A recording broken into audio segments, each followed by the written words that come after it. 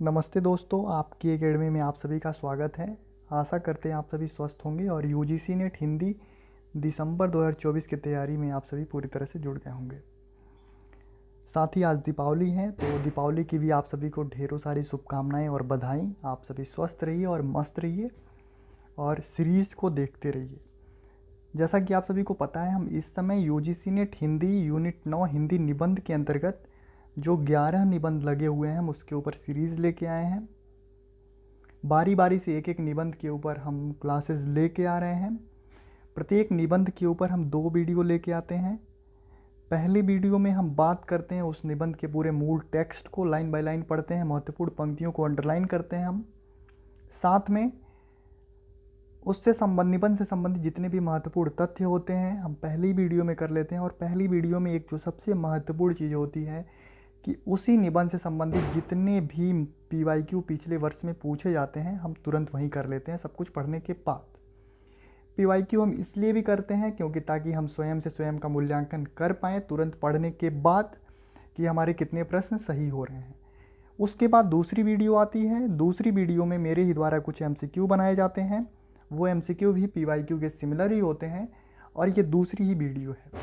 इसके पहले हम यूनिट 7 हिंदी निबंध के ऊपर पूरी यूनिट में करवा चुका हूँ, आप जाकर के देख सकते हैं। पूरी 41 वीडियो हैं 21 निबंध के ऊपर। आप जाइए देखिए और वो सीरीज़ कैसी लगी आप कमेंट बॉक्स में ज़रूर बताइएगा। और ये सीरीज़ कैसी लग रही है आप कमेंट बॉक्स में हमारे लिए बता सकते हैं ताकि हम आगे और भी मेहनत से काम कर सकें। दूसरी बात, अगर आपको PDF चाहिए तो आप दिए गए डिस्क्रिप्शन में टेलीग्राम चैनल या फिर व्हाट्सएप ग्रुप के माध्यम से आप मेरे से PDF सारी ले सकते हैं, या फिर किसी और प्लेटफॉर्म के बारे में आप बता सकते हैं अगर आपको PDF चाहिए तो ठीक है। आज हम करते हैं नाखून क्यों बढ़ते हैं निबंध से संबंधित जितने भी मोस्ट इंपॉर्टेंट MCQ मेरे द्वारा बनाए गए हैं हम चलते हैं देखते हैं। ये देख लीजिए, ये चौथे निबंध की बात हो रही है। इसके पहले 3 निबंध हो गए, आज 4 निबंध हो जाएगा। इसके बाद हम निबंध जो पढ़ेंगे वो पढ़ेंगे मेरे राम का मुकुट भीग रहा है।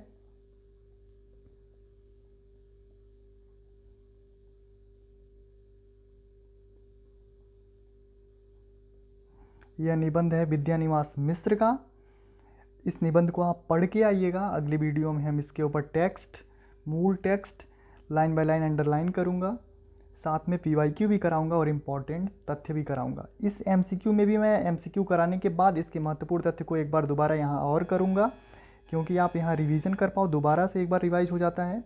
तो लास्ट तक आप ज़रूर रुके रहिएगा MCQ करने के 2-3 मिनट बाद तक। कुछ ये दिक्कत आ रही है आज, देखते हैं। ठीक है, चलते हैं पहले MCQ की तरफ। पहला MCQ आपके सामने, आप देखिए। प्रश्न संख्या 1, आचार्य हजारी प्रसाद द्विवेदी का नाखून क्यों बढ़ते हैं निबंध उनके किस संग्रह में संकलित है? Option A Kalpalata, option B Alok Parv, option सी अशोक के फूल, ऑप्शन डी कुटज। इस प्रश्न का उत्तर निसंदेह आप दे पा रहे हो। इस प्रश्न का उत्तर है ऑप्शन ए कल्पलता। और कब प्रकाशित हुआ था? 1951 में। ठीक है, ये सारे इंपॉर्टेंट फैक्ट जब अभी हम लास्ट में करेंगे तो वहाँ से लगभग 80% आपके सही हो जाते हैं केवल इंपॉर्टेंट तथ्य पढ़ने से। आप इसका उत्तर देख लीजिए, कल्पलता 1951। अगले प्रश्न की तरफ चलते हैं। अगला प्रश्न है, हमारी समूची परंपरा ही अनजान में हमारी भाषा के द्वारा प्रकट होती रही है।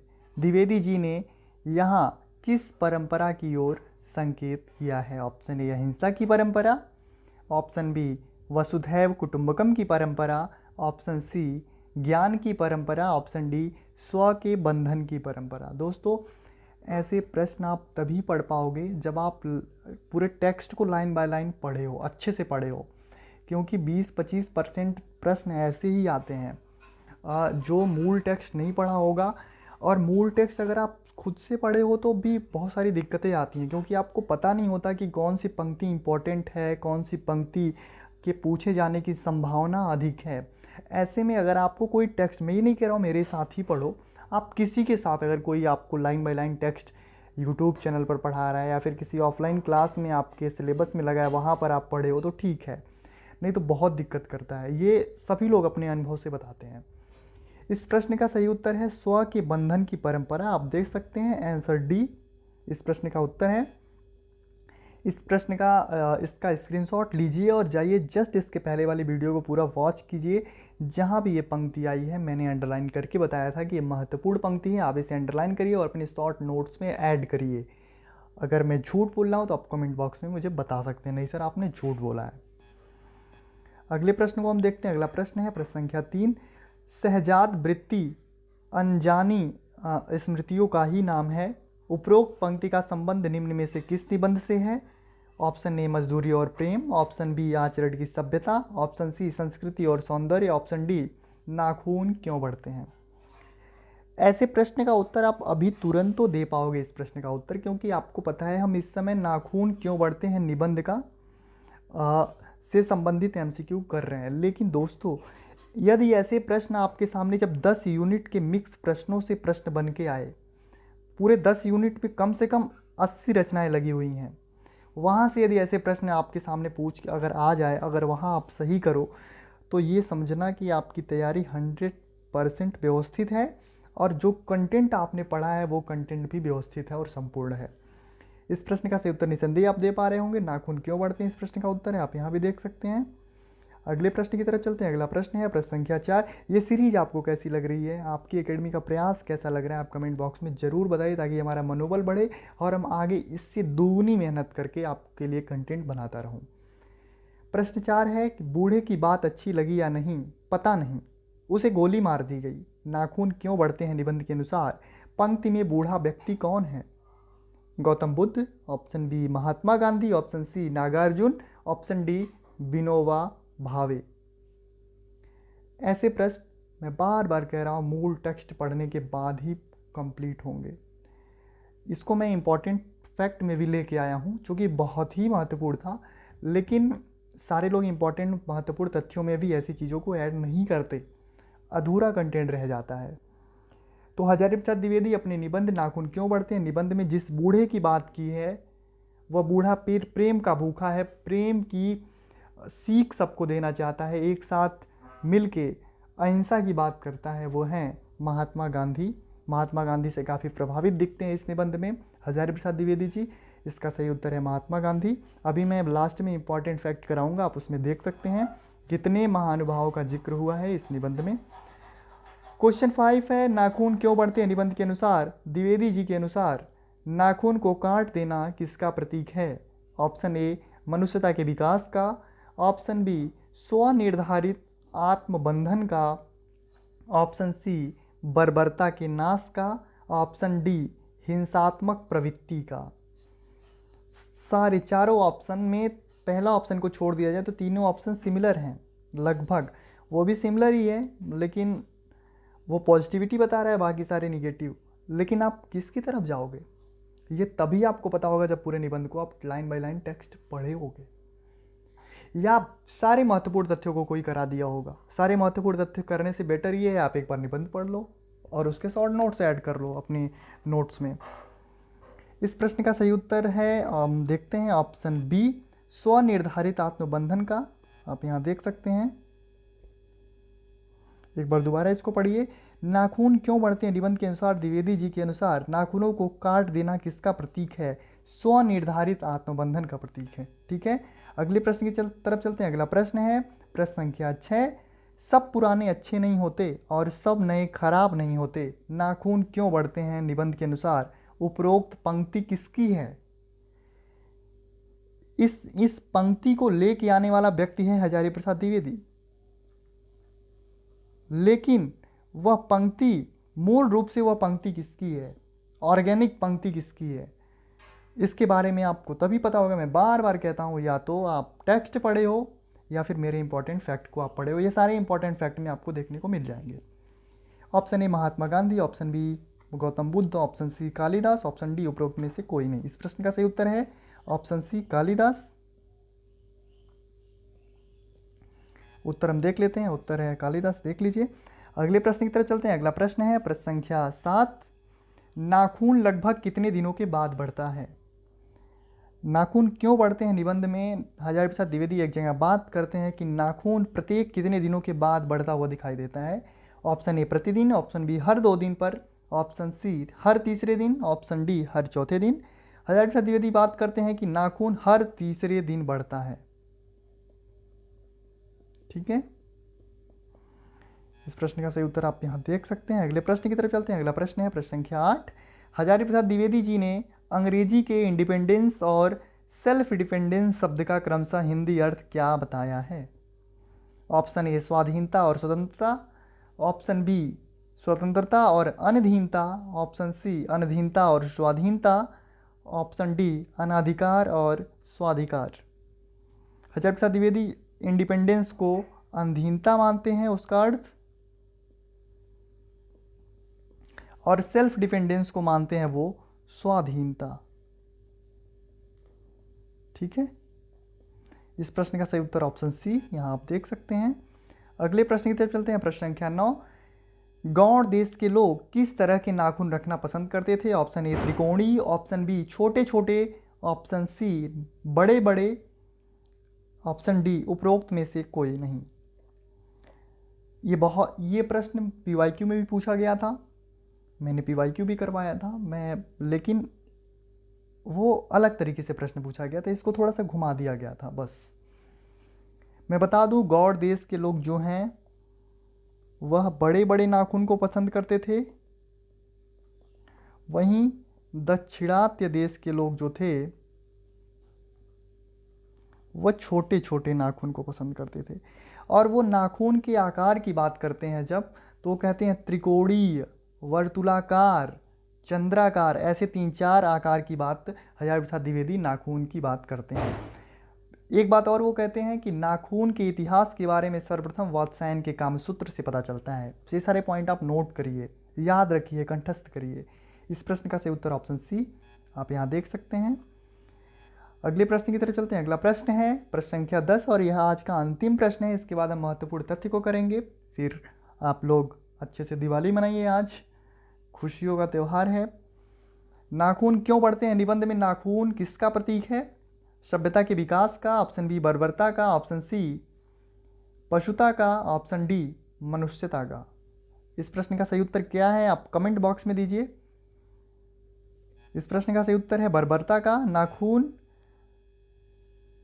किसका प्रतीक है? बर्बरता का। हजारी प्रसाद द्विवेदी बर्बरता की ओर संकेत करते हैं। पीवाईक्यू एमसीक्यू सीरीज जो था, ये 10 प्रश्न मैं बना के लेके आया था। ये 10 प्रश्न आपको कैसा लगा आप कमेंट बॉक्स में बताइए। ये सारे पीडीएफ अगर आपको चाहिए तो मैं बोल चुका हूँ, आप दिए गए डिस्क्रिप्शन में टेलीग्राम चैनल और व्हाट्सएप ग्रुप के माध्यम से ये सारे पीडीएफ आप ले सकते हो। अब आगे हम इस नाखून क्यों बढ़ते हैं, जो कि हजारी प्रसाद द्विवेदी जी का निबंध है, इससे संबंधित जितने भी महत्वपूर्ण तथ्य हैं मैं करता हूँ। लगभग 3, 4, 5 स्लाइड जो भी हैं, करने के बाद आप लोग फ्री हो सकते हैं। नाखून क्यों बढ़ते हैं निबंध का प्रकाशन वर्ष 1951 में होता है। हजारी प्रसाद द्विवेदी का जन्म 1907 और मृत्यु 1903 में होती है। ये सारे पॉइंट को आप नोट कर लीजिए। नाखून क्यों बढ़ते हैं का प्रकाशन वर्ष में फिर लेके आ गया, कब हुआ था आप देख लीजिए, 1951 में। यह निबंध हजारी प्रसाद द्विवेदी के निबंध संग्रह कल्पलता 1951 में संग्रहित है। आप यहां देख लीजिए, कल्पलता 1951 में संग्रहित है। यह विचार प्रधान व्यक्तिनिष्ठ निबंध है। कल्पलता में कुल 20 निबंध संकलित हैं। कितने? 20 निबंध। इस निबंध के प्रतिपाद्य को देखें तो एक बार इस पर नजर डाल लेते हैं। ऐसा माना जाता है कि आचार्य हजारी प्रसाद द्विवेदी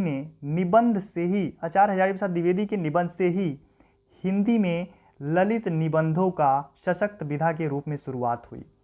नाखून क्यों बढ़ते हैं शीर्षक निबंध में वे मनुष्य की दुर्बलताओं को जहां लक्षित करते हैं, वहीं उसकी शक्ति, रचनाशील प्रवृत्ति का दर्शन भी कराते हैं। वे मनुष्य को करुणा, दया, मैत्री, बंधुत्व एवं भाईचारे की भावना में रत होने की शिक्षा भी देते हैं। इन्हीं भावों के संरक्षण में उसका बड़कपन देखते हैं। ये रहा इस निबंध का प्रतिपाद्य। इसके बाद हम देखते हैं इसकी महत्वपूर्ण उक्तियां जो हैं। सबसे पहले देखिए, एक कालिदास की उक्ति आई है कि सब पुराने अच्छे नहीं होते और सब नए खराब नहीं होते। इसे आप नोट कर लीजिए अपने शॉर्ट नोट्स में, या फिर इसका स्क्रीनशॉट आप ले सकते हैं। आगे देखिए कि गौतम बुद्ध का कथन है कि मनुष्य की मनुष्यता यही है कि वह सबके दुख सुख को सहानुभूति के साथ देखता है। वह मनुष्य के बारे में बताते हैं कि मनुष्य की मनुष्यता यही है कि वह सबके दुख सुख को एक सहानुभूति, एक संवेदना के साथ, एक मानवता के साथ देखने की कोशिश करता है। इस निबंध में दधीच की हड्डी से इंद्र का वज्र बनने की बात हुई है। आप इसे भी नोट कर लीजिए कि दधीच की हड्डी से ही इंद्र का वज्र बनता है। ठीक है। नाखून किसका प्रतीक है? पशुता का प्रतीक है।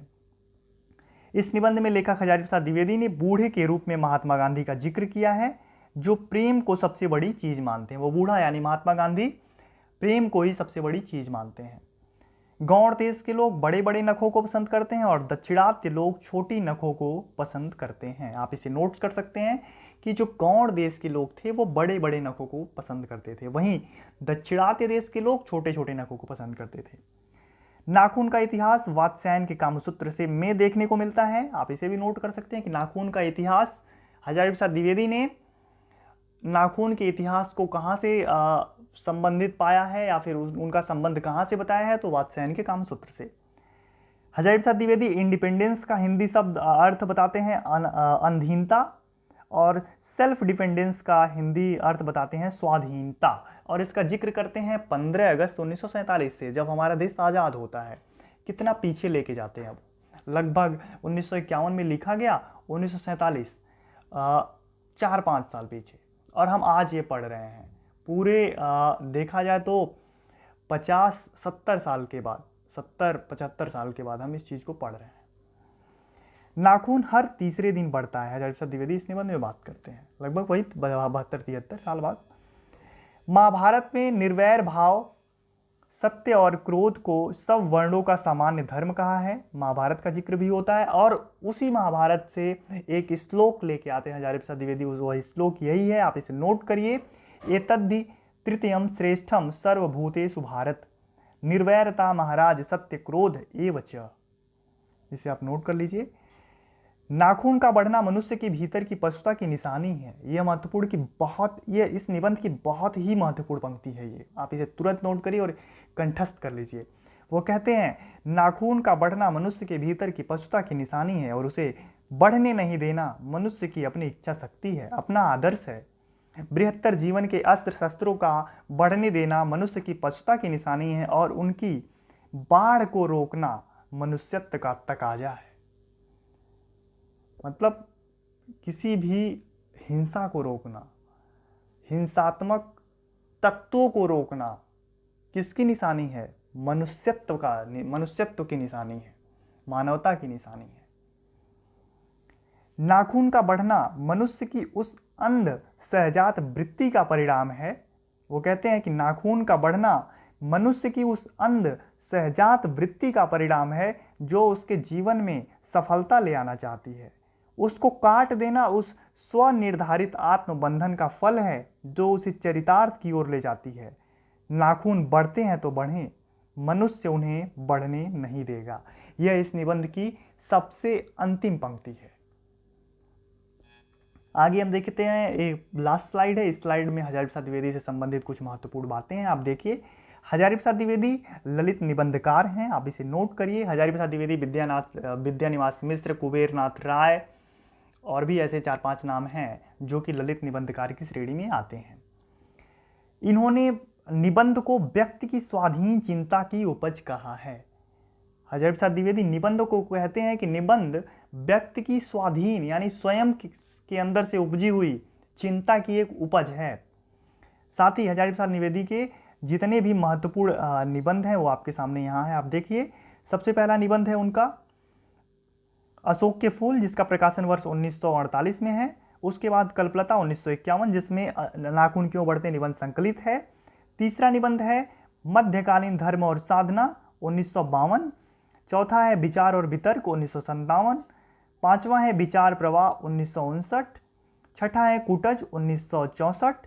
सातवां है साहित्य सहचर 1965। और सबसे अंतिम जो इनका निबंध संग्रह वो है आलोक पर्व 1972। ये सारी इनकी प्रमुख निबंध संग्रह थे। आप इसे नोट कर लीजिए और याद करिए। अगर आपको पीडीएफ चाहिए, मैं बार बार कह चुका हूँ कि आप पीडीएफ मेरे से ले सकते हो। आपको ये पूरी सीरीज़ कैसी लग रही है आप कमेंट बॉक्स के माध्यम से ही मुझे बता सकते हो, इसलिए कमेंट में ज़रूर कुछ ना कुछ आप लिखो। आप अपने कुछ सुझाव भी दे सकते हो, अगर वो सुझाव मुझे अच्छा लगा तो आगे की यूनिटों की जब मैं तैयारी कराऊंगा, कंटेंट बनाऊंगा, तो उसमें उसका इम्प्लीमेंट कर पाऊंगा। मुझे तभी तो पता चलेगा जब आपके द्वारा कुछ फीडबैक मिलेगा कि ये पूरी सीरीज़ कैसी चल रही है, कैसी नहीं चल रही है, कितना कंटेंट पसंद आ रहा है। कंटेंट में भी बहुत सारे सुधार किए जा सकते हैं, लेकिन वो सुधार तभी किए जा सकते हैं जब आपके द्वारा कुछ फीडबैक दिया जाएगा, नहीं तो ऐसे चलता रहेगा सब कुछ। मुझे यही लगेगा कि सब कुछ सही चल रहा है। दूसरी बात, कुछ लोग बार बार कहते हैं कि आप लाइव क्लास क्यों नहीं लेते। कुछ लोग मेरे टेलीग्राम चैनल पर भी बोले और व्हाट्सअप ग्रुप भी है, वहाँ पर भी लोग बोलते रहते हैं।